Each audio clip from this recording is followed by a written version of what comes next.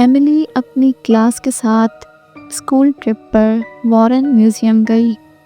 اس museum میں بہت ساری پرانی ڈالز رکھی تھی۔ ان کے سر نے کہا کہ کسی بھی ڈال کو ہاتھ نہیں لگانا۔ اسی میوزیم میں اینابل ڈال بھی رکھی تھی۔ اسٹوڈنٹس اینابل ڈال کو دیکھ کر بہت زیادہ ایکسائٹیڈ ہو گئے۔ ایملی کو ایسے لگا جیسے وہ اینابل ڈال کچھ کہنا چاہ رہی ہو۔ اس نے اس کے قریب جا کے سننے کی کوشش کی تو اسے ہلکی سی آواز آئی، ہیلو۔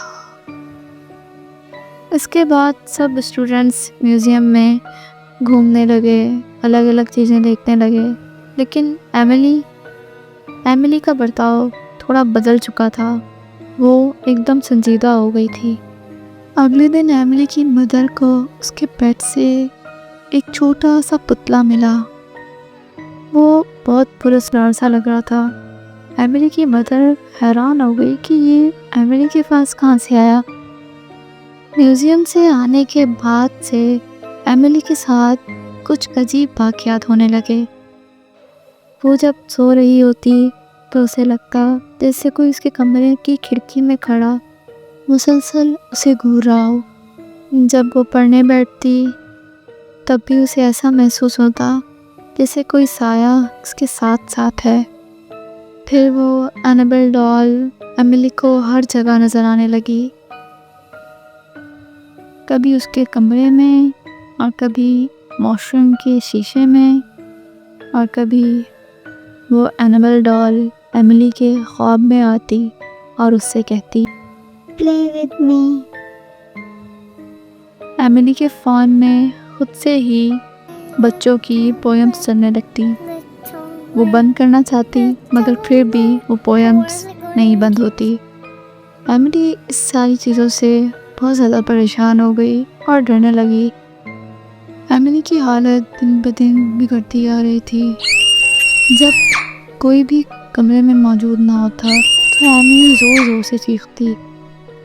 جب ایملی کے پیرنٹس اسے دیکھنے آتے تو وہ بالکل خاموش بیٹھی ہوتی اور اپنے پیرنٹس سے کہتی، مجھے اکیلا چھوڑ دیں۔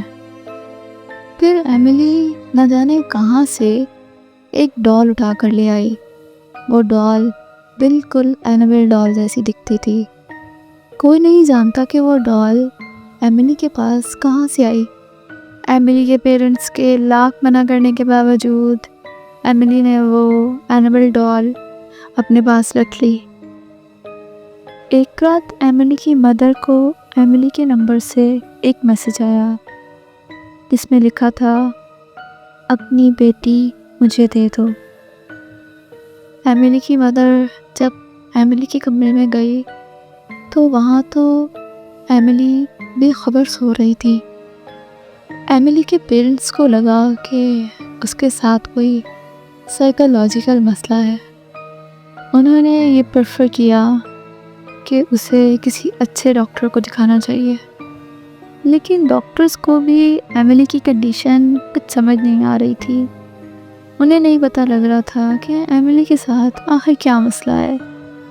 ایملی وہ ڈال ایک سیکنڈ کے لیے بھی خود سے دور کیوں نہیں کرتی۔ لیکن ایملی کے پیرنٹس اور ڈاکٹرز یہ نہیں جانتے تھے کہ ایملی کے ساتھ کوئی سائیکولوجیکل یا میڈیکل پرابلم نہیں ہے، بلکہ وہ کسی اور ہی چیز کے زیر اثر ہے۔ ایملی کی مدر کو ایک رات وہ ڈال اپنے بیڈ پہ بیٹھی نظر آئی، اور اب بھی وہ ایملی کی مدر سے یہی کہہ رہی تھی، اپنی بیٹی مجھے دے دو۔ پھر ایملی کی چھوٹی سسٹر ایریکا جو ابھی صرف 4 سال کی تھی، وہ بھی اس اینابل ڈال کے شر سے محفوظ نہ رہ سکی۔ اینابل ڈال اسے بھی ڈرانے لگی۔ آہستہ آہستہ وہ ڈال گھر کے تمام افراد کو پریشان کرنے لگی۔ ایملی کی شکل دن بدن بالکل اس اینابل ڈال جیسی ہوتی جا رہی تھی۔ اس کی آنکھیں بالکل اس ڈال جیسی ساکن تھی۔ وہ بھی اس ڈال کی طرح पलकें नहीं झपकती थी। वो डॉल हंसती तो एमिली हंसती, और वो डॉल खामोश हो जाती तो एमिली भी बिल्कुल खामोश हो जाती। वेटिकन चैम्बर्स के फादर्स ने कहा कि एमिली मुकम्मल तौर पर पोजेस्ड हो चुकी है।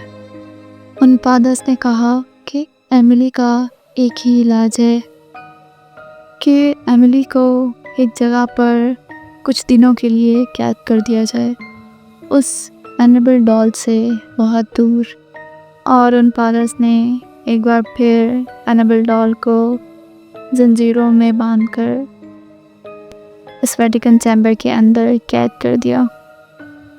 एनाबेल डॉल एक बार फिर कैद हो गई, लेकिन कब तक?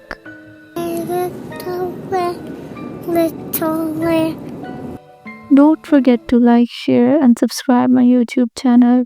Thanks for watching.